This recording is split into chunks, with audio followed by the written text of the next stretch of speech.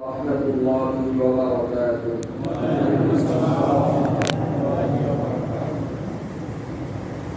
الحمد لله نحمده ونستعينه ونستغفره ونؤمن به ونتوكل عليه ونعوذ بالله من شرور أنفسنا ومن سيئات أعمالنا. من يهده الله فلا مضل له ومن يضلله فلا هادي له، وأشهد أن لا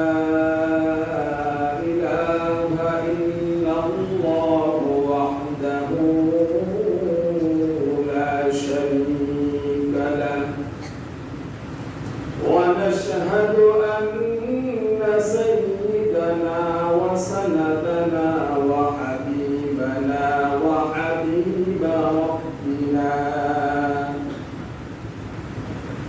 وطبيبنا وطبيب قلوبنا ومولانا محمدا عبده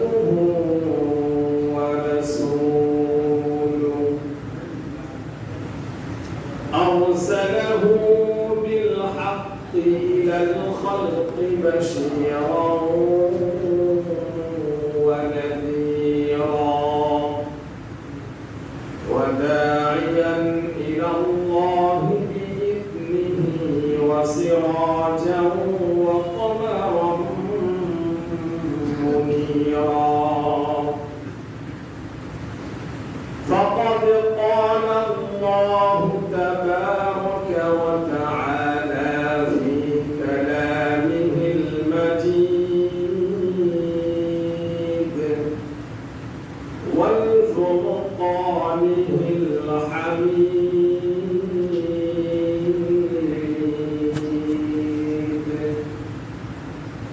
أعوذ بالله من الشيطان الرجيم. بسم الله الرحمن الرحيم.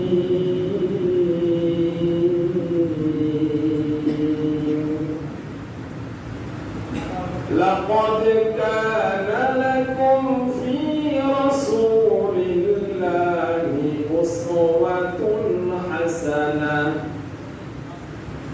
أسوة حسنة لمن كان يرجو الله واليوم الآخر وذكر الله كثيرا. وقال سيدنا رسول الله صلى الله عليه وسلم: لا يؤمن أحدكم حتى يكون هواه تبعا لما جئت به، أو كما قال عليه الصلاة والسلام. وقال تعالى في شان حبيبه ومحبوبه: إن الله وملائكته يصلون على النبي يا أيها الذين آمنوا صلوا عليه وسلموا تسليما. اللهم صل على محمد وعلى آل محمد كما صليت على إبراهيم وعلى آل إبراهيم إنك حميد مجيد. اللهم بارك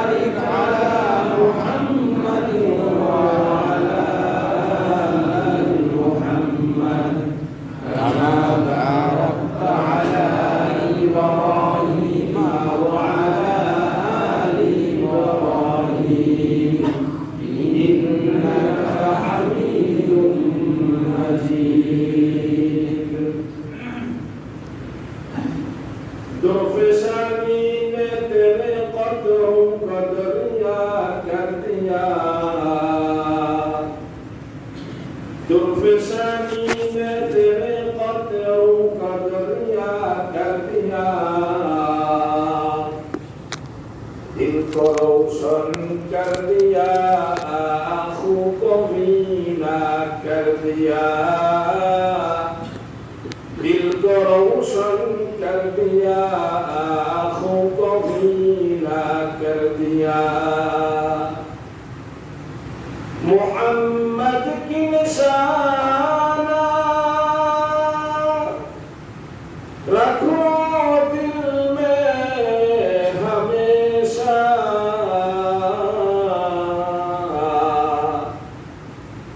تاکہ شفیع مرد کمال امت مصطفیٰ بلغ العلا بكماله كشف الهدى بجماله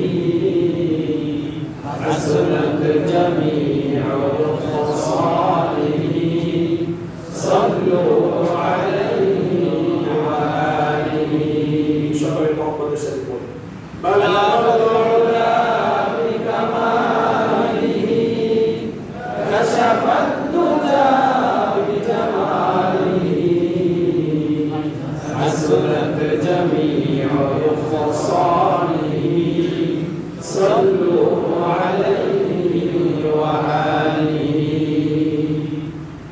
سبحانك لا علم لنا إلا ما علمتنا إنك أنت العليم الحكيم صدق الله مولانا العظيم وصدق رسوله النبي الأمي الكريم ونحن على ذلك لمن الشاهدين والشاكرين والذاكرين والحمد لله رب العالمين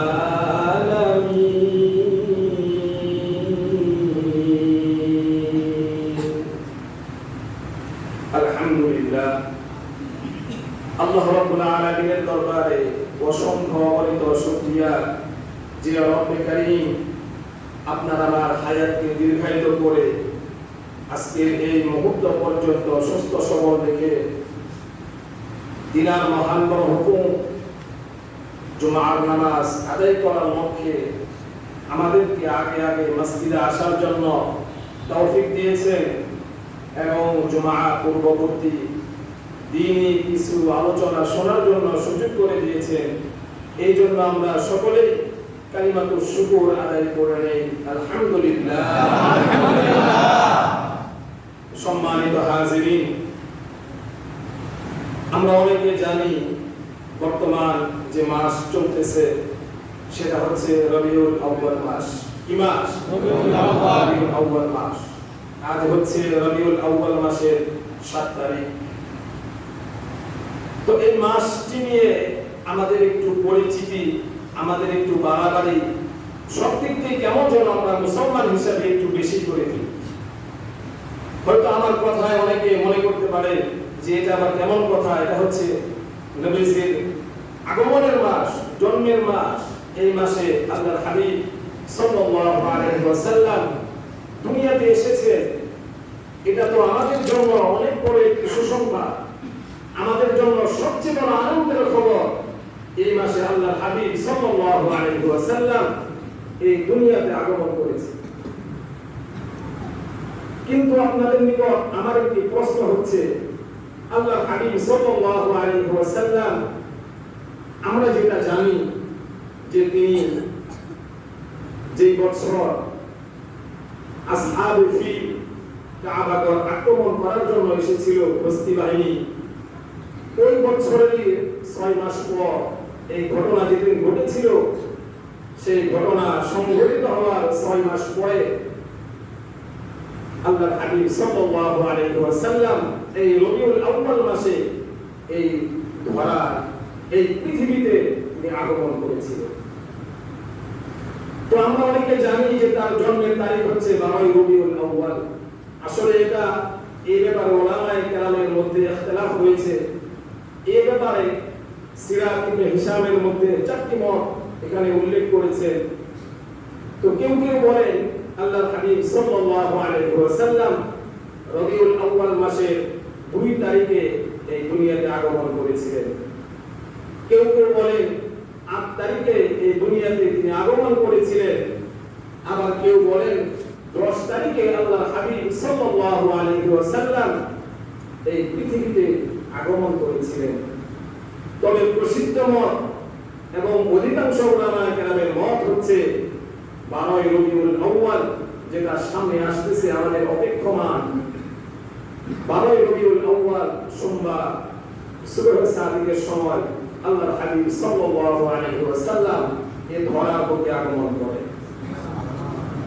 তো রাসূলের জন্ম নিয়ে ইখতিলাফ হয়েছে। রাসূল কি 12 তারিখে দুনিয়াতে এসেছিলেন, না 8 তারিখে এসেছিলেন, না 2 তারিখে এসেছিলেন, এই নিয়ে উলামায়ে কেরামের মধ্যে ইখতিলাফ হয়েছে। আর এই ইখতিলাফ হওয়ার অন্যতম একটি কারণ হচ্ছে হয়তোবা রাসূলের আগমনের তারিখটা ওই সময় এইভাবে লিপিবদ্ধ করা হয়নি। এই জন্যই লিপিবদ্ধ করা হয়নি কেননা জন্মদিবস, জন্ম তারিখ, জন্মদিবস পালন করা আদৌ পর্যন্ত শরীয়ত এটাকে সমর্থন করে না। এই জন্যই হয়তোবা রাসূলের জন্ম তারিখ এইভাবে সাহাবায়ে কেরাম মনে রাখেননি বা এইভাবে লিপিবদ্ধ করে রাখা হয়নি। কিন্তু আল্লাহর হাবিব সাল্লাল্লাহু আলাইহি ওয়াসাল্লাম এই 12 রবিউল আউয়াল মাসে, এই রবিউল আউয়াল মাসের 12 তারিখে যে দুনিয়া থেকে চির বিদায় নিয়ে চলে গেছেন, এই ব্যাপারে সকল উলামায়ে কেরাম একমত। এখন আমাদের জানার বিষয় হচ্ছে আমরা যদি 12 রবিউল আউয়াল রাসূলের জন্মদিবস উপলক্ষে আনন্দ উদযাপন করি, এটা কি আমাদের জন্য করা ঠিক হবে? আমরা যদি মেনেও নেই 12 তারিখ আল্লাহর হাবিব সাল্লাল্লাহু আলাইহি ওয়াসাল্লাম দুনিয়াতে আগমন করেছিলেন, সেই সুবাদে আমরা এই দিন আনন্দ উদযাপন করব, খুশি হব, এটা যদি মেনেও নেই, যদিও ইখতিলাফ হয়েছে, ইখতিলাফ রেখে দিলাম, আমরা মেনে নিলাম যে 12 তারিখ আল্লাহর হাবিব সাল্লাল্লাহু আলাইহি ওয়াসাল্লাম এই দিনে দুনিয়ার জমিনে আগমন করেছিলেন। অন্য এক মতে, সঠিক মতে, প্রসিদ্ধ মতে আল্লাহর হাবিব সাল্লাল্লাহু আলাইহি ওয়াসাল্লাম রবিউল আউয়াল মাসের 12 তারিখে দুনিয়ার জমিন থেকে চলে গেছেন। আল্লাহর হাবিব চলে যাওয়াতে এই দিনে আমরা শোক পালন করব, নাকি আল্লাহর হাবিব দুনিয়াতে আগমন করার কারণে এই দিনে আমরা খুশি উদযাপন করব? বলেন কোনটা করব? আমরা শোক পালন করব। শোক পালন করা তো শরীয়ত সমর্থন করে না। আপনি শোক পালন করবেন কেন? মৃত্যুবার্ষিকী পালন করা, নির্ধারিত দিন নির্ধারিত করা, এটাও তো শরীয়ত সমর্থন করে না। আপনি কোনটা পালন করবেন? রাসূলের আশেক এই জন্য শোক পালন করবেন, কান্নাকাটি করবেন? এটাও করা যাবে না। এখানে আমাদের যেটা করণীয় সেটা হচ্ছে আল্লাহর হাবিব সাল্লাল্লাহু আলাইহি ওয়াসাল্লাম বলেছেন, আসহাবী কান নুজুম, আমার সাহাবায়ে কেরাম হচ্ছে, আমার প্রত্যেকটা সাহাবী হচ্ছে নক্ষত্র তুল্য, তারকা তুল্য। বিআইহিম ইয়াকতাদাইতুম ইহতাদাইতুম, তাদের মধ্য থেকে কোন একজনের যদি তোমরা অনুসরণ করো, অনুকরণ করো, এটাই তোমাদের হেদায়েতের জন্য যথেষ্ট হবে। সুবহানাল্লাহ। এই হাদিসের মধ্যে আল্লাহর হাবিব সাল্লাল্লাহু আলাইহি ওয়াসাল্লাম সাহাবায়ে কেরামদেরকে আমাদের জন্য মডেল বানালেন, আমাদের জন্য অনুকরণীয় আদর্শ হিসেবে বানালেন। অপরদিকে আল্লাহ রাব্বুল আলামিন সূরাতুত তাওবা 100 নম্বর আয়াতে বলে দিলেন, ওয়াল্লাযীনা তাবাউহুম বিইহসান রাদিয়াল্লাহু আনহুম ওয়া রাদু আন, সাহাবায়ে কেরামকে যারা অনুসরণ করবে ঈমান এবং আমলের দিক দিয়ে, আমি আল্লাহ সাহাবায়ে কেরামের উপর যেমনিভাবে সন্তুষ্ট আর খুশি, আমি তাদের উপর সন্তুষ্ট আর খুশি হয়ে যাব। সুবহানাল্লাহ। এই জন্য এখন আমাদের জন্য করণীয় হচ্ছে সাহাবায়ে কেরাম যে পথে হেঁটেছেন, সাহাবায়ে কেরাম যেটা করেছেন, আল্লাহর হাবিব অপর এক হাদিসে বলেন, খায়রুল কুরুনি কারনি সুম্মা আল্লাযীনা ইয়ালুনাহুম সুম্মা আল্লাযীনা ইয়ালুনাহুম। আল্লাহর হাবিব বলেন, আমার যুগ হচ্ছে সর্বোত্তম যুগ, এরপরে আমার সাহাবায়ে কেরামের যুগ, এরপরে তাবিঈনদের যুগ। সুবহানাল্লাহ। সুবহানাল্লাহ। এই জন্য সাহাবায়ে কেরামকে অনুকরণ করতে হবে, তাদেরকে আদর্শ হিসেবে মেনে নিতে হবে। সাহাবায়ে কেরাম এগুলো করেন নাই, এর জন্য অতি আবেগ হয়ে আমরা জোশের ঠেলায় যাতে করে আমাদের হুঁশটা না হারিয়ে যায়। আল্লাহর হাবিব দুনিয়াতে এসেছেন, এটা আমাদের জন্য অত্যন্ত আনন্দের একটি সংবাদ। এই জন্য আমাদের যেটা করণীয়, কোরআন হাদিস থেকে যেটা পাওয়া যায়, অতি উৎসাহী হয়ে মিছিল বের করা, জশ্নে জুলুস নামে মিছিল বের করা, এই ধরনের বিভিন্ন বিদআতি যে কার্যকলাপ, এগুলা থেকে আমাদেরকে বিরত থাকতে হবে। আল্লাহ রাব্বুল আলামিন আমাদেরকে সঠিক বুঝ, সঠিকভাবে আমার কথাগুলো, এই কথাগুলোর উপর আমল করার তৌফিক দান করুন। সকলে বলি আমিন। আমিন। এই জন্য অতি উৎসাহী হওয়া যাবে না। আল্লাহর হাবিব সাল্লাল্লাহু আলাইহি ওয়াসাল্লাম দুনিয়াতে এসেছিলেন, তার সবচেয়ে ভালোবাসা, তাকে মনে রাখার সবচেয়ে বড় নিদর্শন হচ্ছে আল্লাহর হাবিব সাল্লাল্লাহু আলাইহি ওয়াসাল্লাম দুনিয়াতে যে মিশন নিয়ে এসেছিলেন, যে মিশন নিয়ে আসার পরে বাস্তবায়ন করে গেছেন, এবং যে দুইটি বিষয় তিনি রেখে গেছেন। আল্লাহর হাবিব বলেন, তারাকতু ফীকুম আমরাইন লান তাদিল্লু মা তামাসসাকতুম বিহিমা কিতাবাল্লাহ ওয়া সুন্নাতা রাসূলি। আল্লাহর হাবিব দুইটা বিষয় রেখে গেলেন, একটা হচ্ছে কোরআন, আরেকটি হচ্ছে রাসূলের সুন্নাহ। এই কোরআন এবং সুন্নাহকে আঁকড়ে ধরতে হবে, এই কোরআন এবং সুন্নাহকে ভালোবাসতে হবে। নিজের ব্যক্তি জীবনে, নিজের পারিবারিক জীবনে, নিজের সামাজিক জীবনে, নিজের রাষ্ট্রীয় জীবনে, আন্তর্জাতিক পর্যায়ে রাসূলের সুন্নাহ এবং এই কোরআনের হুকুমকে নিজের প্র্যাকটিক্যালি ভাবে এগুলোকে বাস্তবায়ন করতে হবে। তাহলে প্রকৃতপক্ষে রাসূলের আশিক হওয়া যায়। ঠিক। আজকে রাসূলের নামে মিলাদ করে করে সারা বাংলাদেশের মিষ্টির দোকানগুলি খালি করে দেওয়ার লোকের অভাব নেই। রাসূলের নামে মিলাদ করে করে সিন্নি খাওয়ার লোকের অভাব নেই। রাসূলের নামে মিলাদ করে করে মিছিল করার লোকের অভাব নেই। কিন্তু রাসূলের সুন্নাহ, রাসূলের আদর্শ, রাসূলের বাস্তবায়নের যে মিশন ছিল দুনিয়ার জমিনে, সেই মিশনকে বাস্তবায়ন করা, সেই সুন্নাহকে আঁকড়ে ধরা, সেই কোরআনকে আঁকড়ে ধরা, এই রকম লোকের বড়ই অভাব। ঠিক। কি বলেন? বড়ই অভাব। ঠিক। আমরা রাসূলকে ভালোবাসি, লম্বা জামা আর পাগড়ি পরলে রাসূলের ভালোবাসা প্রকাশ হয় না। রাসূলের ভালোবাসা প্রকাশ করার সবচেয়ে বড় মাধ্যম হচ্ছে রাসূল যে মিশন নিয়ে দুনিয়াতে এসেছিলেন, সেই মিশনকে, সেই মিশনের পতাকাকে মৃত্যু পর্যন্ত উঁচু করে রাখতে হবে। এটাই হচ্ছে প্রকৃত আশিক রাসূল। এই জন্য আমাদেরকে সজাগ থাকতে হবে, সচেতন থাকতে হবে। আল্লাহ রাব্বুল আলামিন আমাদের সবাইকে তৌফিক নসিব করুন। সকলে বলি আমিন। সম্মানিত হাজিরিন, আমরা সকলেই জানি যে আল্লাহর হাবিব সাল্লাল্লাহু আলাইহি ওয়াসাল্লাম ছিলেন এই দুনিয়ার মধ্যে আল্লাহ তাআলা যত মানব জাতি, যত সৃষ্টিকুল তিনি সৃষ্টি করেছেন, তার মধ্যে থেকে সর্বোত্তম, সম্মানিত এবং গুণান্বিত হলেন আল্লাহর হাবিব সাল্লাল্লাহু আলাইহি ওয়াসাল্লাম। আল্লাহর হাবিব সাল্লাল্লাহু আলাইহি ওয়াসাল্লাম এই দুনিয়াতে আগমন করার পরে তার সর্বমোট বয়স ছিল 63 বছর। কয় বছর? 63 বছর। তো আল্লাহর হাবিব সাল্লাল্লাহু আলাইহি ওয়াসাল্লাম এই 63 বছর বয়সে তিনি যা করেছেন, তিনি যা বলেছেন, এবং যেই ব্যাপারে তিনি তার মৌন সামর্থ্য উত্থাপন করেছেন, এই যাবতীয় বিষয়কে বলা হয় সিরাতুন নবী সাল্লাল্লাহু আলাইহি ওয়াসাল্লাম। আবার এটাকে সিরাতুর রাসূল বলা হয়, আবার এটাকে সিরাতে মুস্তাফাও বলা হয়। আল্লাহর হাবিব সাল্লাল্লাহু আলাইহি ওয়াসাল্লামের গোটা জীবনকে নিয়ে যত গ্রন্থগুলি রয়েছে, সকল গ্রন্থগুলি একমাত্র নাম হচ্ছে রাসূলের আদর্শ, রাসূলের সিরাত নিয়ে যে আলোচনা করা হয়েছে, প্রত্যেকটা গ্রন্থগুলির মেন উদ্দেশ্য হচ্ছে সিরাতুন নবী সাল্লাল্লাহু আলাইহি ওয়াসাল্লাম। তো আল্লাহর হাবিব সাল্লাল্লাহু আলাইহি ওয়াসাল্লাম দুনিয়াতে আগমন করার পরে তিনি যে হায়াত পেয়েছিলেন, তার এই ক্ষুদ্র জীবনটাকে প্রাথমিকভাবে 3 ভাগে ভাগ করা যায়। প্রথম ভাগ হচ্ছে, কথাগুলো খুব খেয়াল করে শুনবেন, তাহলে রাসূলের সিরাত বোঝা আমাদের জন্য সহজ হবে।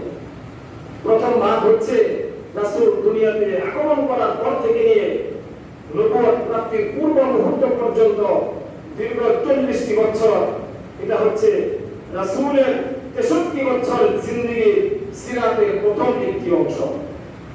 এরপরে আল্লাহর হাবিব যখন 40 বছর উপনীত হলেন, নবুয়ত প্রাপ্ত হলেন, নবুয়ত প্রাপ্ত হওয়ার পর থেকে নিয়ে 13 বছর আল্লাহর হাবিব সাল্লাল্লাহু আলাইহি ওয়াসাল্লামের এই 13 বছরকে বলা হয় রাসূলের মক্কি জীবন, নবুয়ত প্রাপ্তির পরের যে সময়টা।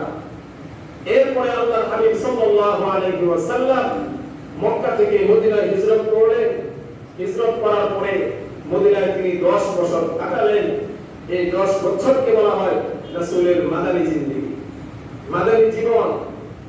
প্রথম 40 বছর হলো রাসূলের ক্বাবলান নবুওয়া, এটাকে বলা হয় ক্বাবলান নবুওয়া, নবুয়তের পূর্বকালীন সময়।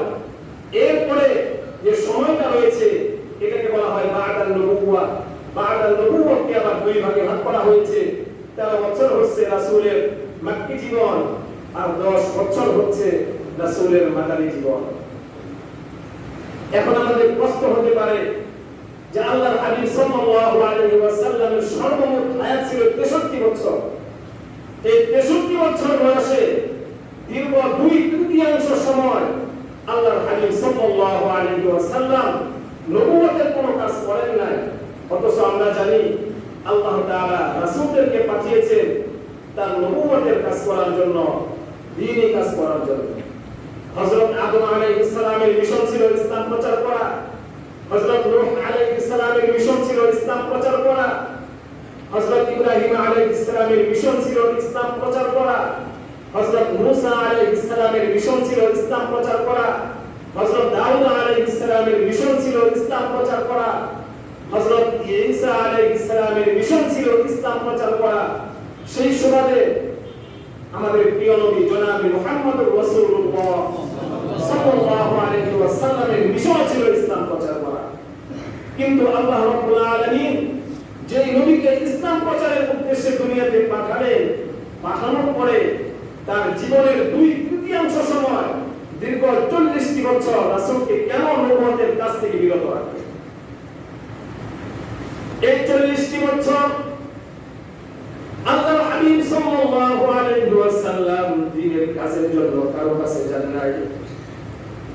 এই 40 বছর আল্লাহর হাবিব সাল্লাল্লাহু আলাইহি ওয়াসাল্লাম মক্কা কুরাইশ বংশের মধ্যে সবচেয়ে সম্মানিত ব্যক্তি হিসেবে পরিচিত লাভ করেছিলেন। মক্কার লোকেরা তাকে আল আমিন নামে ভূষিত করেছিল, আল আমিন উপাধিতে ভূষিত করেছিল।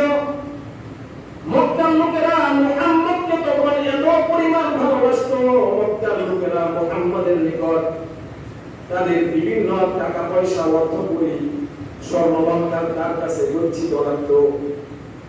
কেননা নবুয়ত প্রাপ্তির পূর্বে তিনি মুহাম্মদুর রাসূলুল্লাহ ছিলেন না, তিনি তখন মাত্র মুহাম্মদ ইবনে আব্দুল্লাহ নামে পরিচিত ছিলেন। আল্লাহ রাব্বুল আলামিন এই দীর্ঘ 40 বছর আল্লাহর হাবিব সাল্লাল্লাহু আলাইহি ওয়াসাল্লামকে দ্বীনের কাজের জন্য তার লোকদের নিকট যাওয়ার অনুমতি প্রদান করেন নাই। এই জন্য বলা হয় এই 40 বছরে নবী সাল্লাল্লাহু আলাইহি ওয়াসাল্লামের সাথে যা কিছু হয়েছে, যা কিছু ঘটেছে, এই সবগুলো হচ্ছে রাসূলের নবুয়তের দলিল। আর এই 40 বছরের পরে যা কিছু হয়েছে এই সব হলো উম্মতের জন্য শরীয়তের দলিল। এই 40 বছরের মধ্যে আল্লাহর হাবিবের সাথে যা কিছু ঘটেছে এগুলা একটাও আমাদের জন্য শরীয়তের দলিল নয়, এই সবগুলোই হচ্ছে আল্লাহর হাবিব সাল্লাল্লাহু আলাইহি ওয়াসাল্লাম তিনি যে একজন নবী হবে তার নবুয়তের দলিল। আর 40 বছর পরে 23 বছরের জিন্দেগি, 13 বছর হচ্ছে মক্কি জীবন, 10 বছর হচ্ছে মাদানী জীবন। এই 23 বছরের জিন্দেগি, এই জিন্দেগিতে আল্লাহর হাবিব যা কিছু করেছেন, যা কিছু বলেছে এই সবগুলো হচ্ছে উম্মতের জন্য শরীয়তের দলিল। এখন প্রশ্ন হতে পারে এই দীর্ঘ 40 বছর কেন আল্লাহর হাবিবকে এই দ্বীনি কাজ থেকে বিরত রাখলেন? আল্লাহর হাবিব একজন নবী হবে, এই জাতির কর্মদান হবে, এই নবুয়ত তিনি যে নিজেকে নবী হিসেবে দাবি করবেন, এই নবুয়তের দলিলের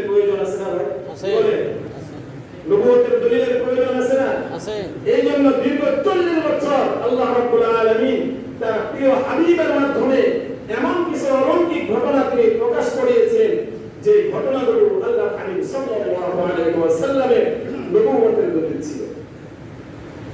আল্লাহ হাবিব সাল্লাল্লাহু আলাইহি ওয়াসাল্লাম যখন দুনিয়ার জমিনে আগমন করলেন, আল্লাহ হাবিব সাল্লাল্লাহু আলাইহি ওয়াসাল্লামের 9 জন চাচা ছিল, তার পিতা সহ মোট 10 জন চাচা ছিল। আল্লাহ হাবিব সাল্লাল্লাহু আলাইহি ওয়াসাল্লামের একজন চাচার নাম ছিল আবু তালেব। আল্লাহর হাবিব যেই রাতে দুনিয়ার জমিনে আগমন করবেন, ওই দিন আবু তালেব কাবার সংস্কার করতেছিলেন। শেষ রাতের দিকে আবু তালেব লক্ষ্য করলেন কাবার 4টি মজবুত পিলার মাকামে ইব্রাহিমের দিকে একটু সরে দিয়ে কেমন যেন সিজদার মধ্যে লুটে পড়েছে। একটু পরে খবর আসলো আব্দুল্লাহর সন্তান, পুত্র সন্তান জন্মগ্রহণ করেছে। তৎকালীন যুগে আবু লাহাব ছিল কঠিন একজন কাফের, ইসলামের চূড়ান্ত দুশমন আবু লাহাব। আবু লাহাবকে যখন এই সংবাদ শোনানো হলো, তার এক দাসী সুয়াইবা তার নাম, যখন তার এই দাসী এই সংবাদ নিয়ে গেল আব্দুল্লাহ সন্তান মুহাম্মদ একটা পুত্র সন্তান জন্মগ্রহণ করেছে, আবু লাহাব এই সংবাদে খুশি হয়ে সাথে সাথে ওই দাসীকে আযাদ করে দিলে। রাসূলের এক চাচা ছিলেন হযরত ইবনে আব্বাস। হযরত আব্বাস রাদিয়াল্লাহু তাআলা আনহু, হযরত আব্বাস রাদিয়াল্লাহু তাআলা আনহু একদিন রাত্রিবেলায় স্বপ্নে দেখে আবু লাহাব জাহান্নামের আগুনে কষ্ট করতেছে, জ্বলতেছে। তাকে জিজ্ঞেস করলেন, আল্লাহ আপনার সাথে কেমন আচরণ করেছেন? আবু লাহাব বলেন, যেই দিন আমার ভাতিজা মুহাম্মদ দুনিয়ার জমিনে আগমন করেছিলেন, আর এই সংবাদ শোনার সাথে সাথে আমি আমার একজন দাসীকে সাথে সাথে যে 2 আঙ্গুলের ইশারা দিয়ে তাকে মুক্ত করে দিয়েছিলাম, আজ পর্যন্ত জাহান্নামের মধ্যে যখন আমার কঠিন ভাবে পানি পিপাসা রাখে, যখন আমার পিপাসায় কাতর হয়ে যায়, ওই সময় যদি ওই আঙ্গুলে আমি চুষণ দেই, সাথে সাথে আমি কেমন যেন একরকম তৃষ্ণা অনুভব করি। আমি এক ধরনের মনের ভিতরে তৃপ্তি অনুভব করি। আল্লাহর হাবিব সাল্লাল্লাহু আলাইহি ওয়াসাল্লামের জন্য এত বরকত। আল্লাহর হাবিব সাল্লাল্লাহু আলাইহি ওয়াসাল্লাম যখন জন্মগ্রহণ করলেন, জন্মগ্রহণ করার পরে যারা রাসূলকে তার মায়ের গর্ভ থেকে খালাস করেছে, তার মধ্য থেকে একজন ছিলেন রাসূলের ফুফু, সুফিয়া তার নাম। আরেকজন ছিলেন শেফা বিনতে আসওয়াদ, আব্দুর রহমান ইবনে আউফের আম্মা। আব্দুর রহমান ইবনে আউফের আম্মা শেফা বিনতে আসওয়াদ বলেন, আল্লাহর হাবিব সাল্লাল্লাহু আলাইহি ওয়াসাল্লাম যখন তার মায়ের গর্ভ থেকে দুনিয়ার জমিনে আসেন, সাধারণত মায়ের গর্ভে প্রত্যেকটা মানুষ একটা পানির ভেতরে থাকে, পানির একটি প্যাকেটের ভিতরে থাকে। দীর্ঘদিন থাকার পরে তার দেহের মধ্যে এক ধরনের দুর্গন্ধযুক্ত হয়ে যায়। আল্লাহর হাবিব যখন তার মায়ের গর্ভ থেকে দুনিয়ার জমিনে আসলে, অন্য সন্তানরা আসলে সাথে সাথে এক ধরনের দুর্গন্ধ বের হয়। কিন্তু আল্লাহর হাবিব যখন দুনিয়াতে আসলেন, খোদার কসম, আল্লাহর হাবিব ঘরে আসার সাথে সাথে কেমন যেন মিশকের আতরের সুঘ্রাণে সারা ঘর মুখরিত হয়ে গেল। সুবহানাল্লাহ। যখন কোন মানুষ তার মায়ের গর্ভ থেকে দুনিয়াতে আসে, আসার পরে তার গায়ের মধ্যে সামান্য নাপাকি লেগে থাকে, কিন্তু আল্লাহর হাবিব যখন দুনিয়ার জমিনে আসলেন, তার গায়ে বালুর কণা পরিমাণও নাপাকি ছিল না। কেমন যেন মায়ের গর্ভে তাকে পরিচ্ছন্নভাবে গোসল করিয়ে, সবেমাত্র গোসল করিয়ে তাকে দুনিয়ার জমিনে পাঠিয়েছে। সুবহানাল্লাহ। এই যে ঘটনা, আচ্ছা বলুন তো, এই যে আল্লাহর হাবিব সাল্লাল্লাহু আলাইহি ওয়াসাল্লাম মায়ের গর্ভ থেকে পরিচ্ছন্ন হয়ে দুনিয়াতে আসলেন, এই যে আশাটা, এই আশাটা কি আপনার আমার পক্ষে সম্ভব ছিল? না। এই যে ঘটনাটা ঘটলো, এগুলা কিসের দলিল? রাসূলের নবুয়তের দলিল। এগুলা উম্মতের জন্য শরীয়তের দলিল নয়, এটা হচ্ছে রাসূলের নবুয়তের দলিল। সাধারণভাবে একজন মানুষ যখন দুনিয়ার জমিনে মায়ের গর্ভ থেকে পদার্পণ করে, তখন তার নাভির সাথে একটি নল, একটি মিশ্রিত থাকে, সংযুক্ত থাকে। দুনিয়াতে আসার পর সেই নাভি থেকে সে নাভটাকে কাটা হয়। কিন্তু আল্লাহর হাবিব সাল্লাল্লাহু আলাইহি ওয়াসাল্লাম একদম মায়ের গর্ভ থেকে নাভ কাটা অবস্থায় দুনিয়ার জমিনে পদার্পণ করে। সুবহানাল্লাহ। আল্লাহর হাবিব যখন দুনিয়াতে আসলেন, শেফা বিনতে আসওয়াদ বলে, আমরা লক্ষ্য করলাম, আমরা যাচাই করতে চাইলাম আল্লাহর হাবিব সাল্লাল্লাহু আলাইহি ওয়াসাল্লাম আমিনার গর্ভ থেকে যে শিশু জন্ম নিয়েছে, সে ছেলে না মেয়ে, এটা দেখার জন্য যখন আমরা তার লজ্জার স্থানের দিকে তাকাইলাম, কেমন যেন একটি নূর এসে, একটি আলো এসে তার লজ্জার স্থান ঢেকে ফেললো। আমরা তার লজ্জার স্থান দেখতে পারি। সুবহানাল্লাহ। এই যে বরকত, এই যে অলৌকিক ঘটনা, বলুন এগুলা কিসের জন্য? তার জন্য কিসের দলিল? নবুয়তের দলিল। রাসূলের নবুয়তের জন্য, নবুয়তের দলিল। আল্লাহর হাবিব সাল্লাল্লাহু আলাইহি ওয়াসাল্লামের নবুয়তের দলিল। এইভাবে আল্লাহর হাবিব সাল্লাল্লাহু আলাইহি ওয়াসাল্লাম যখন তার মায়ের গর্ভে ছিলেন, হযরত আমিনা বলেন, মুহাম্মদ যখন আমার গর্ভে ছিল, স্বপ্নযুগে আমাকে এমন একটি নূর দেখানো হলো, যেই নূরের আলোতে আমি মক্কা থেকে সুদূর বসরা আর পারস্য দেশের প্রাসাদগুলো আমি স্পষ্টভাবে দেখতে পেয়েছি।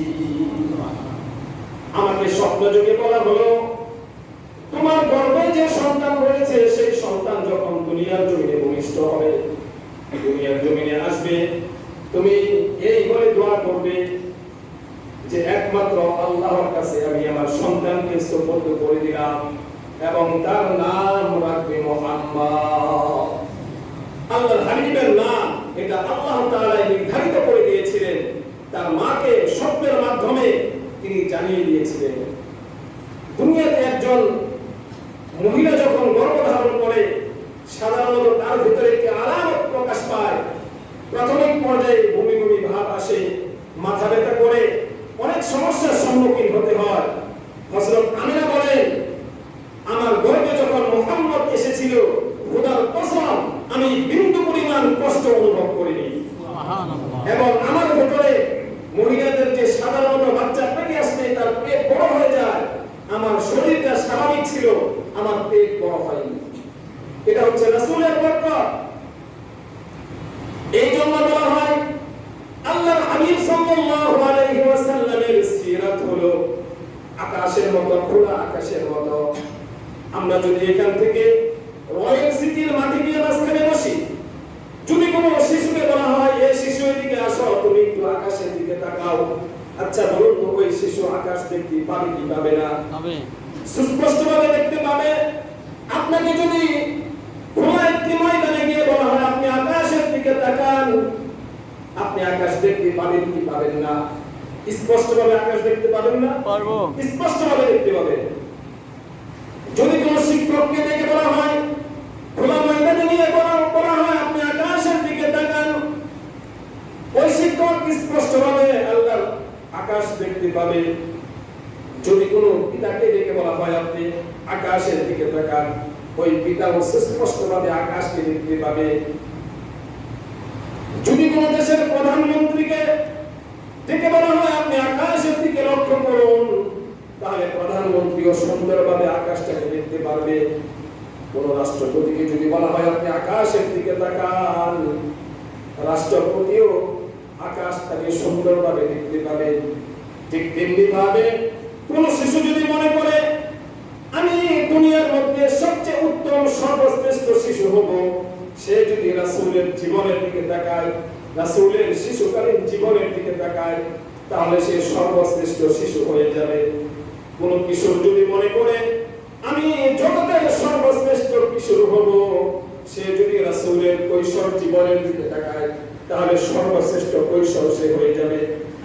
কোন যুবক যদি মনে করে আমি দুনিয়াতে সর্বশ্রেষ্ঠ যুবক হব, আর সে যদি রাসূলের যৌবনকালের দিকে তাকায়, তাহলে সর্বশ্রেষ্ঠ যৌবনকাল সে পেয়ে যাবে। কোন বাবা যদি রাসূলের জীবনের দিকে তাকায়, তাহলে ওই পিতা দুনিয়ার সর্বশ্রেষ্ঠ পিতা হয়ে যাবে। কোন শিক্ষক যদি মনে করে আমি দুনিয়ার জমিনে সর্বশ্রেষ্ঠ শিক্ষক হব, সে যদি রাসূলের জীবনের দিকে তাকায়, কেননা আল্লাহর হাবিব ছিলেন সাহাবায়ে কেরামের শিক্ষক, তাহলে ওই শিক্ষক দুনিয়াতে সর্বশ্রেষ্ঠ শিক্ষক হতে পারবে। কোন মন্ত্রী যদি আল্লাহর হাবিবের জীবনের দিকে তাকায়, তাহলে সে সর্বশ্রেষ্ঠ মন্ত্রী হতে পারবে। কোন রাষ্ট্রনায়ক যদি আল্লাহর হাবিবের রাষ্ট্র পরিচালনার দিকে তাকায়, তাহলে ওই রাষ্ট্রনায়ক দুনিয়ার জমিনে সর্বশ্রেষ্ঠ রাষ্ট্রনায়ক হয়ে যাবে। ঠিক কিনা? ঠিক। আল্লাহর হাবিব সাল্লাল্লাহু আলাইহি ওয়াসাল্লামের জীবন, তার আদর্শ, তার চরিত্র এমন কোন সাইড ছিল না যে দিকে অপূর্ণতা ছিল। আপনি যে দিকে তাকাবেন সেই দিক থেকে আপনি শিক্ষা গ্রহণ করতে পারবেন। আপনি বাবা হয়েছেন, আপনি রাসূলের দিকে তাকান, রাসূল ফাতেমার মতো একজন মহৎ মহিয়সী নারীর পিতা ছিলেন। আপনি শ্বশুর, আল্লাহর হাবিব সাল্লাল্লাহু আলাইহি ওয়াসাল্লাম হযরত আলী, হযরত উসমান রাদিয়াল্লাহু তাআলা আনহুমার শ্বশুর ছিলেন। রাসূল সাহাবায়ে কেরামের শিক্ষক ছিলেন। রাসূল যৌবনকাল কিভাবে কাটিয়েছেন, তার ব্যক্তিগত জীবন কিভাবে কাটিয়েছেন, আপনি যদি রাসূলের আদর্শের দিকে তাকান, রাসূলের প্রতিটা সময় প্রতিটা মুহূর্তকে নিয়ে আমি শিক্ষা গ্রহণ করতে পারবো। এই জন্য শুরুতেই বলেছি, এই রবিউল আউয়াল মাস আল্লাহর হাবিব সাল্লাল্লাহু আলাইহি ওয়াসাল্লামের আগমনের মাস। একদিক থেকে যেমন খুশির সংবাদ, অপর দিক থেকে এই মাসেই আল্লাহর হাবিব সাল্লাল্লাহু আলাইহি ওয়াসাল্লাম দুনিয়ার জমিন থেকে চলে গেছেন। এটা আমাদের জন্য অত্যন্ত একটি দুঃখের সংবাদ। এই জন্য আমাদের জন্য করণীয় হচ্ছে আল্লাহর হাবিব সাল্লাল্লাহু আলাইহি ওয়াসাল্লামের আদর্শকে আমাদের আদর্শ বানানো।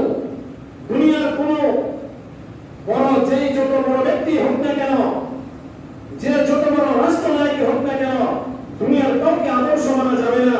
দুনিয়ার কাউকে যদি আপনি আদর্শ মানেন, তাহলে আপনার অবস্থা কেমন হবে? আল্লাহর হাবিব বলেন, আল মারউ মা'a মান আহাব্বা, যে ব্যক্তির সাথে তার মুহাব্বত হবে, ভালোবাসা হবে, হাসরের ময়দানে কিন্তু তার সাথে তাকে উঠতে হবে। এই হাদিস যখন আল্লাহর হাবিব সাল্লাল্লাহু আলাইহি ওয়াসাল্লাম সাহাবায়ে কেরামদেরকে শোনালেন, তারা এত আনন্দিত হয়েছে, এত খুশি হয়েছে, অন্য কোন হাদিস শোনার পরে এত আনন্দিত তারা হতে পারেন না। এই জন্য কাকে ভালোবাসতে হবে? বলেন, কাকে ভালোবাসতে হবে? জবান দিয়ে কথা বের হয় না। কাকে ভালোবাসতে হবে? আল্লাহর হাবিব সাল্লাল্লাহু আলাইহি ওয়াসাল্লামকে ভালোবাসতে হবে। আল্লাহর হাবিব সাল্লাল্লাহু আলাইহি ওয়াসাল্লামের ভালোবাসা তখনই প্রকাশ পাবে যখন তার হাদিস, তার সুন্নাহ, তার মিশন, তার আদর্শকে আমরা আমাদের নিজের জীবনের আদর্শ বানাবো। আল্লাহ রাব্বুল আলামিন আমাদের সবাইকে তৌফিক নসিব করুন। সকলে বলি আমিন। আমিন। সম্মানিত